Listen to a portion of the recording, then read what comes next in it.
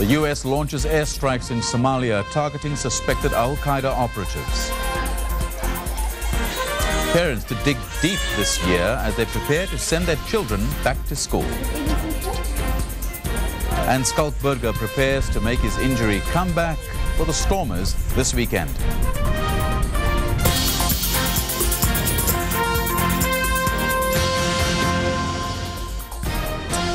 Live from Johannesburg, this is E-News Primetime. Good evening. The Pentagon has confirmed that US forces have carried out at least 2 airstrikes in southern Somalia. The strikes were aimed at Islamist fighters believed to have played a role in the 1998 US embassy bombings in East Africa.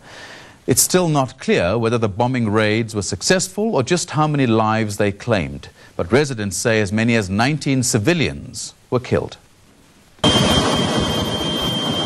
A US plane, like this one, targeted a village in southern Somalia, dropping bombs, reportedly killing several people. The strike aimed to eliminate alleged al-Qaeda operatives believed to be hiding out in the village. They were suspected of playing a part in the 1998 US embassy bombings in Nairobi and Dar es Salaam.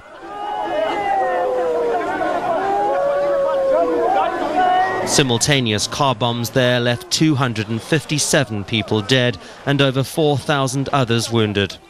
The US strikes come as Somalia is gripped by conflict. Islamist rebels have been fighting government forces in an attempt to bring Somalia under Islamic Sharia law. The Islamist rebels had been holding the Somalian capital of Mogadishu until Ethiopian forces helped the Somalian army to repel them late last month. At the same time, South Africa has been asked to send troops to Somalia. The African Union is planning to deploy a peacekeeping force in the war-torn country to replace Ethiopian soldiers. It has called on countries across the continent to contribute to the force of at least 8,000 troops.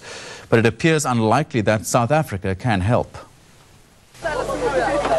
Peacekeeping forces in Somalia will forever be associated with America's humiliating withdrawal in the 1990s. Now there's a second chance if the world wants to help. The African Union wants to send a peacekeeping force to Somalia. They will protect the transitional government. They will ensure what we call public order. They will continue operations to prevent the Islamic courts to reappear. And then, very important, they will start demobilization, collection of weapons, and then, very important, the training of the Somali Defense Force. The South African government knows how important a stable Somalia is to the future of East Africa. Nevertheless, the Defence Force is already overstretched by other peacekeeping operations in Africa, making the decision whether to send more South African soldiers overseas a tough one indeed. South Africa already has peacekeeping operations in the DRC, Ivory Coast, Burundi and Darfur, and can't afford more ground troops. What we're possibly going to do is to support them in terms of maybe staff officers or headquarters personnel or logistical support. I think that will be probably the most obvious support that we can give. But if South Africa won't help with ground troops, who will? United Nations forces are similarly overstretched. A golden opportunity may be missed to give Somalia, this most desperate of countries, the possibility of a brighter future. Ben said, E-News, Johannesburg.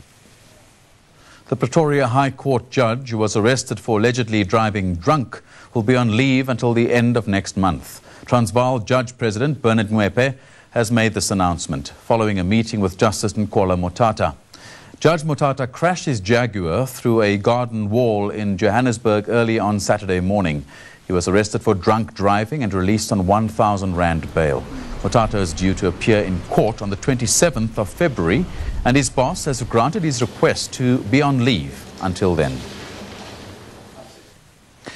It's back to school time again, and parents are gearing up to part with their hard-earned cash to ensure their children don't look shabby on the first day back.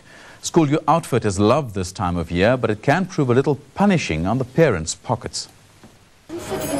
Next week, 6-year-old Anissa Valentine starts grade 1, and her mum has been shopping for her school uniform. A summer school shirt will cost an average of 20 rand. trousers about 80 rand, and 120 rand for a pair of leather school shoes.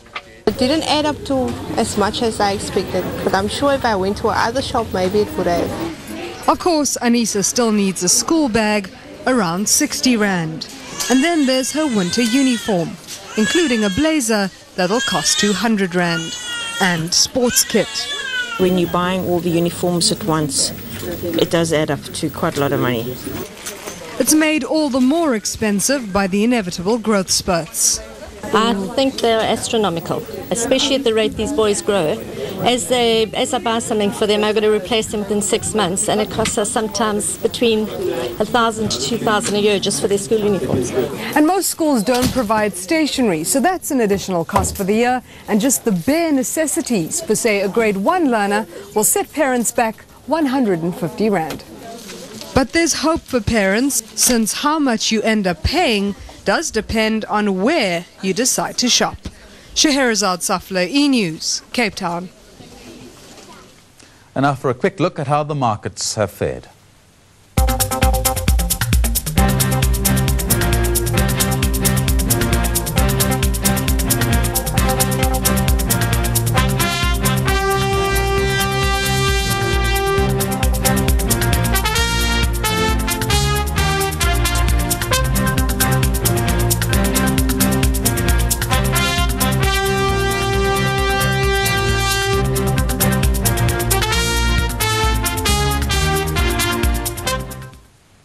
When E-News Primetime continues, a 12 million rand youth centre in disrepair just 3 years after it was opened. But its trustees swear it will be fixed.